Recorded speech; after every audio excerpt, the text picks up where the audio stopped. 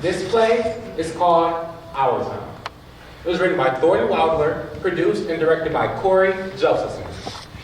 The name of our town is Grover's Corner, New Hampshire, just across the Massachusetts line. Latitude, 42 degrees, 40 minutes. Longitude, 70 degrees, 37 minutes. The first act shows a day in our town. The day is May 7th, 1901. The time, just before dawn. The sky is beginning to show a few streaks of light over there in the east, behind our mountain. You know, the morning star always gets wonderful, wonderful bright the minute it has to go. Doesn't it? Oh, I better show you how our town lies. Up here is Main Street. Way back there is the railroad station. Tracks go that way. Polish towns across the tracks and some Canuck families. Over there is the Congregational Church. Across the street, the Presbyterian.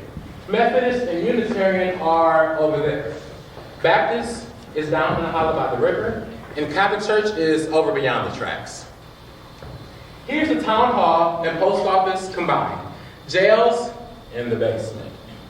You know, Brian once gave a speech from these very steps here.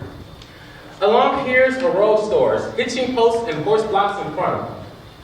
The first automobiles, going to come around about 5 years, belong to Banker Cartwright, our most richest citizen. Lives in the big white house up on the hill. Here's a grocery store and Mr. Morgan's drugstore. Most everybody in the town manages to look to these two stores at least once a day. Public school is over yonder, high school is still farther over. 9:15 mornings, noon time, and 3 o'clock afternoons, the whole town can hear the screaming and yelling coming from those schoolyards. This is our doctor's house. Doc Gibbs. This is the back door.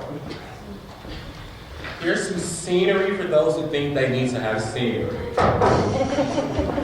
And this is Mrs. Gibbs' garden. Corn, peas, beans, hollyhocks, heliotrope, and lots of burdock. In those days, our newspaper comes twice a week, the Grover's Corner Sentinel. And this is at her Webb's house. This is Mrs. Gibbs' garden. You know, it looks a lot like Mrs. Gibbs, but it's got lots of sunflowers. Right here, a big butternut tree. Nice town, you know what I mean? Nobody very remarkable ever come out of it, well, so far as we know.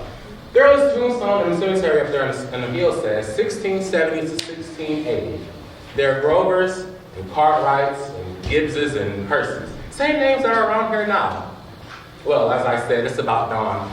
The only lights on in the town are in cottages where a Polish woman just had twins. And in the Joe Proud house where Joe Jr. is getting up so as to deliver the paper. And in the depot where Shorty Hawkins is getting ready to flag 545 for Boston. You know, naturally, out in the country, all around, there have been lights on for some time now. Well, with mountains and so on. But town people sleep late. So, another day's begun.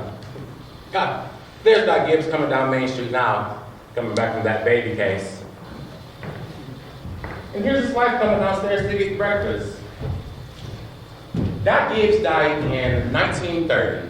The new hospital is named after him. Mrs. Gibbs died first, though, a long time ago, in fact. She went out to visit her daughter, Rebecca, who married an insurance man in Canton, Ohio, and died there, pneumonia. But her body was brought back here. She's up there in the cemetery mixed in with the mess of Gibbses and Herseys. You know, she was Julia Hersey before she married Doc Gibbs in the Congregational Church. In our town, we like to know the facts about everyone. Huh. There's Miss Webb coming downstairs to get her breakfast too. Yeah. There's Doc Gibbs, got that claw half-patch one this morning. And there's Joe Proud Jr., delivering Mr. Webb's Sentinel. Good morning, Doc Gibbs. Morning, Joe. Somebody been sick, Doc. No, this is born over in Polish town. Do you want your papers now? Oh, yes, I'll take it.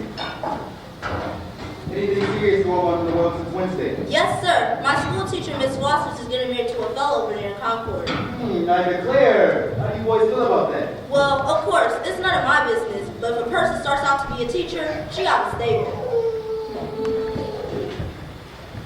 How's your knee, Joe? Fine, Doc. I never think about it at all. Only like you said, always tells me what's going to rain. What's it telling you today? Gonna rain? No, sir. Sure? Yes, sir. You ever make a mistake? No, sir. I want to tell you something about that boy Joe Crowder there. Joe was awful bright. Graduated from the high school here, head of his class. So, he got a scholarship to Massachusetts Tech. He graduated head of his class there too. It was all written up in the Boston paper there at the time. Gonna be a great engineer, Joe was. But the war broke out and he died in France. All that education for nothing. Giddy up, Bessie. What's the matter with you today? And here comes Howie with some liver in the middle. Morning, Doc. Morning, Howie. Somebody sick? Pair of twins over to Mrs. Gross-Louse's. Twins, eh? This town's getting bigger every year. Going to rain, Howie. No, a fine day that'll burn through. Come on, Bessie. Hello, Bessie. How old is she, Howie? Going on 17. Bessie's been all mixed up about the raw ever since Lockhart stopped taking her to court every day. She wants to leave him in court just for saying, keep scolding me the whole trip. Good morning, Howie. Good morning, Mrs. Gibbs. Doc's just coming down the street. Is he Dr. Wednesday? Yes, something wrong with his separator. I don't know what that was. Doc? Howie? Children, time's up. Come on, Bessie.